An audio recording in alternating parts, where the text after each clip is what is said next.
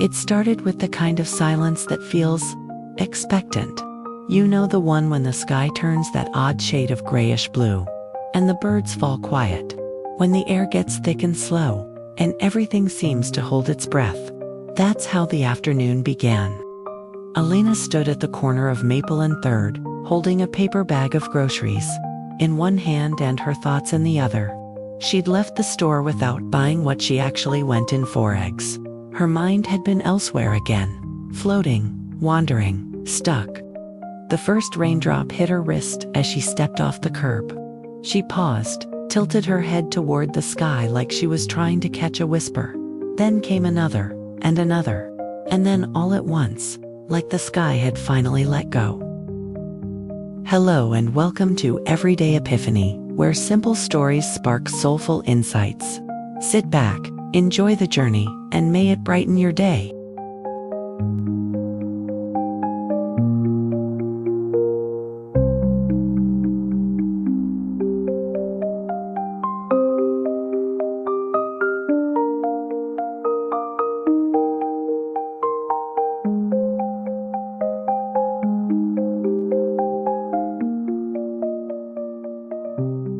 She didn't run. People around her did, of course, ducking into shops, newspapers over heads, pulling children along behind them. But Elena just stood there, on the sidewalk, letting the rain fall on her, in her, through her. And the strangest thing, she didn't mind. Maybe it was the heaviness she'd been carrying all week, the missed calls, the lonely dinners, the way her apartment echoed lately, as if even her furniture had started to give up on conversation. Or maybe it was that deep, tired ache, the kind that doesn't come from a specific event, just from life piling up in quiet ways. The rain was cold, but she welcomed it, like it understood something no one else could. She walked without deciding to, down the hill past the bookstore with the crooked awning, past the diner that always smelled like burnt toast, past the alley where kids used to play. The rain was steady now, soaking through her cardigan, flattening her curls to her cheeks. Her bag started to tear at the bottom, the weight of milk and bananas too much for wet paper.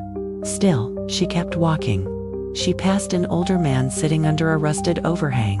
He gave her a sideways look, half amused, half confused. She smiled, briefly. That was the first time her face had moved like that in days. Elena turned onto Bell Street, her old street, the one she hadn't walked down since she and Mark had split. The rain kept falling, though lighter now, more like a whisper than a cry. She stopped in front of the building with the peeling blue paint and the rusted mailbox. Unit 3B still had the wind chime she'd hung years ago. She could almost hear its metal notes tinkling in her memory. She leaned against the fence, chest rising and falling, her heartbeat loud in the hush of the moment. For reasons she couldn't explain, she reached into the grocery bag, pulled out the banana, and peeled it. Just like that, in the rain, like a small, absurd rebellion against everything. And for the first time in weeks, she laughed. A real one. Short and quiet, but real. Like something had cracked open.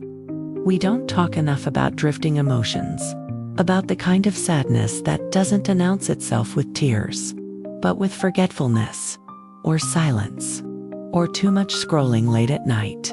The sadness that shows up in the groceries we forget to buy, the texts we don't answer, the songs we suddenly can't listen to anymore. That kind of sadness is sneaky. It waits in the pauses between conversations, in the sigh before you close the door, in the moments you feel least like yourself. And sometimes, it takes something strange, something like a sudden rain, to remind us we're still here, still feeling, still breakable, still human.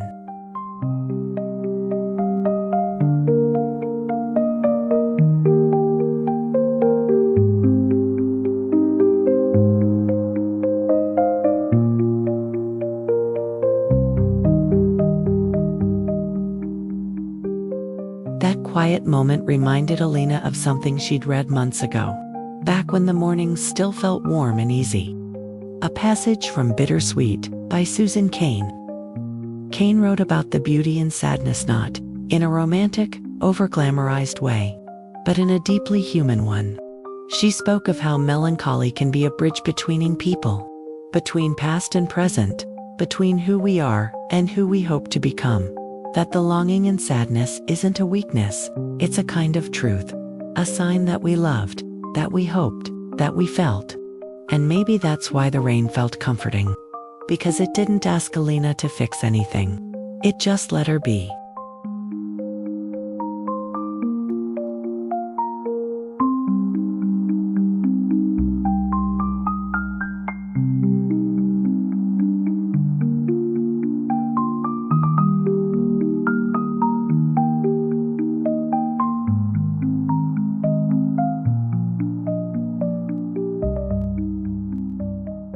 She walked the rest of the way home with her now half-empty grocery bag and squelching shoes.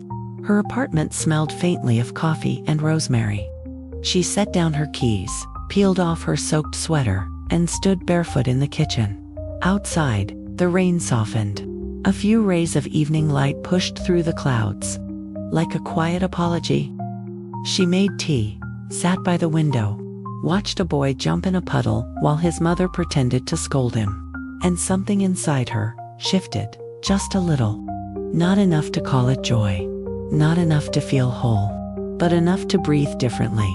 To text her sister back. To eat the banana. Sometimes, the healing starts in ways we don't notice. Not with grand gestures or clear answers, but with a laugh in the rain. A breeze through the window. The smell of tea. A reminder that nothing stays forever, not even sadness. We live in a world that wants us to be okay all the time, to move on quickly, to fix ourselves. But the truth is, some days, the best thing we can do is let ourselves drift, to let the rain fall, let the ache speak, let the silence be enough. Because in those moments, those small, quiet, unremarkable moments, we begin to find our way back. Not all at once, not neatly, but truthfully.